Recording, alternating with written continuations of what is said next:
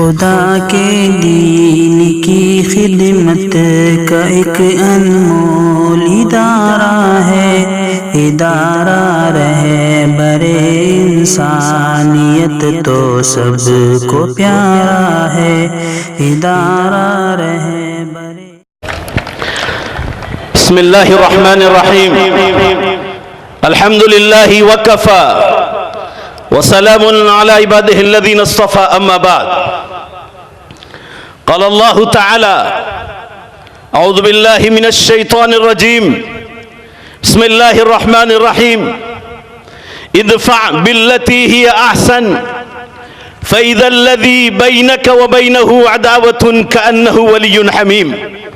वक़ाल अन्नबी सल्लल्लाहु अलैहि वसल्लम, अल खल्क़ु अयालुल्लाह, सदक़ल्लाहुल अज़ीम व सदक़ रसूलुहुन नबियुल उम्मियुल करीम व नहनु अला ज़ालिका लमिनश शाहिदीन वश्शाकिरीन वल्हम्दुलिल्लाहि रब्बिल आलमीन।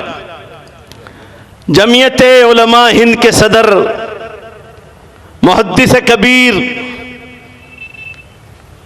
मदनी खानदान के चश्मो चिराग हजरत मौलाना सैयद अरशद मदनी साहब मद्दल्लाहु ज़िल्लकुम,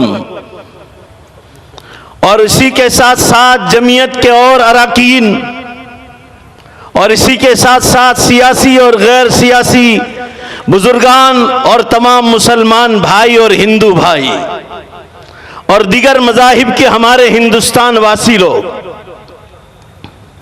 कौमी एकता के प्लेटफॉर्म पर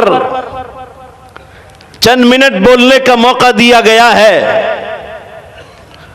एक छोटे से इस्लामी स्कॉलर के हिसाब से मैं कुरान, पवित्र कुरान और इस्लाम के पैगंबर की पवित्र सूचनाओं से कौमी एकता की तारीफ करता हूं,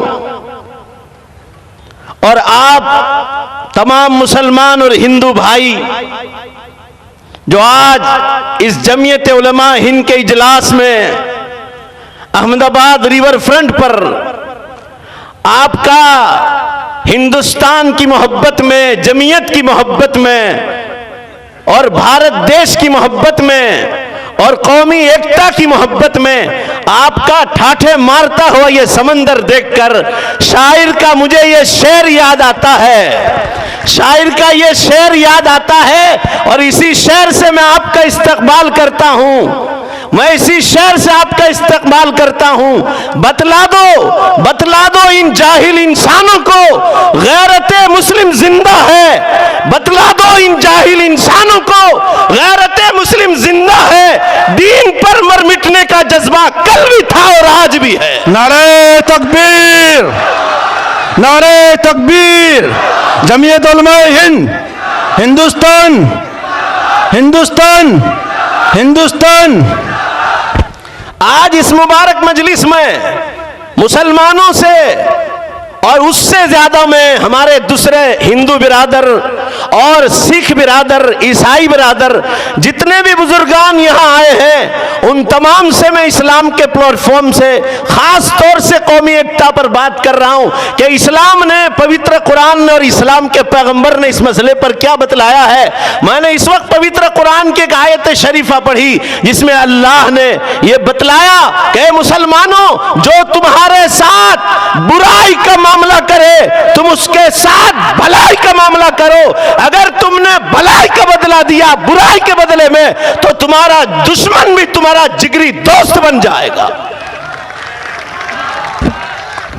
कौमी एकता के लिए, कौमी एकता के लिए ये बेहतरीन नुस्खा है जो कुरान ने पेश किया है। अगर मुसलमान जो समझ जाए और मुसलमान शुरुआत कर ले, सारी दुनिया में कौमी एकता इस्लाम के जरिए आप कायम कर सकते हैं, जो अल्लाह ने आपको प्यारा संदेश कुरान के जरिए दिया है।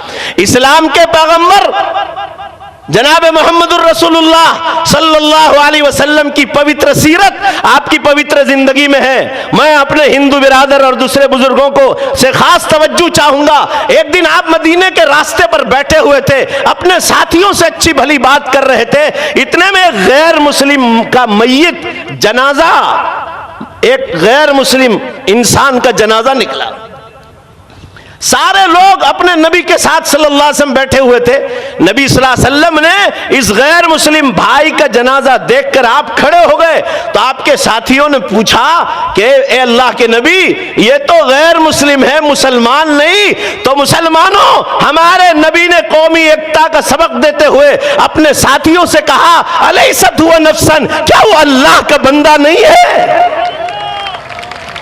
मैं आपसे यह पूछना चाहता हूं मुसलमानों, इस्लाम से बढ़कर आपको कहीं कौमी एकता नहीं मिलेगी। हर मजहब ने कौमी एकता का सबक सिखाया है। फर्क की जाल बिछाने वाले कुछ नेता लोग हैं जिनके बारे में किसी शायर ने कहा है, किसी को फिक्र नहीं कबीले का क्या हुआ, सब इस पर लड़ रहे हैं कि सरदार कौन हो।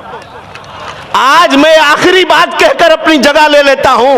लोग आज नफरत की फिजाएं हिंदू मुस्लिम में, सिखों में, ईसाइयों में, दलितों में आपस में फैलाना चाहते हैं। मैंने हिंदुस्तान का जितना इतिहास पढ़ा है, याद रखो मुसलमानों, शायद ईसाइयों में और यहूदियों में इतनी मोहब्बत नहीं जितना आज हिंदुस्तान में हिंदू और मुसलमानों में मोहब्बत।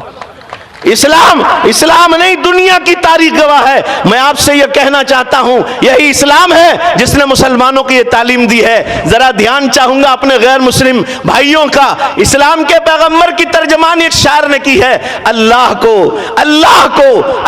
को पसंद नहीं सख्ती जुबान में, इसीलिए तो नहीं रखी भला हड्डी जुबान में।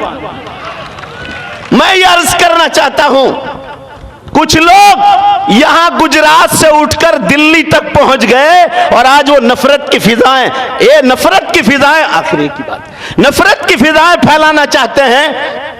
यहां मैं एक किस्सा 1 मिनट का कहकर खत्म करता हूं। गुजरात में बलहरा नाम का एक बादशाह था। मुसलमान लोगों की यहां कोई हुकूमत नहीं थी। वो यहां मुसलमान लोग उनके पास गए और बलहरा बादशाह जो गुजरात का बादशाह था, उनसे कहा कि हम इस्लामी आजादी इस मुल्क में चाहते हैं, आप हमारे लिए कुछ कीजिए।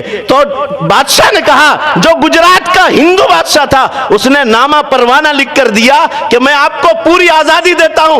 उसी बादशाह के जमाने में यह भरूच में मदरसा इसहाकिया बना, खानका इसहाकिया बना और भरूच की जामा मस्जिद उसी बादशाह के जेल में बनी। आज वही गुजरात का मुख्यमंत्री से लेकर प्रधानमंत्री तक बनने वाला आज कौमी एकता को छीनकर मुसलमानों की और दूसरे मजाहिब वालों की आजादी को छीनना चाहता है।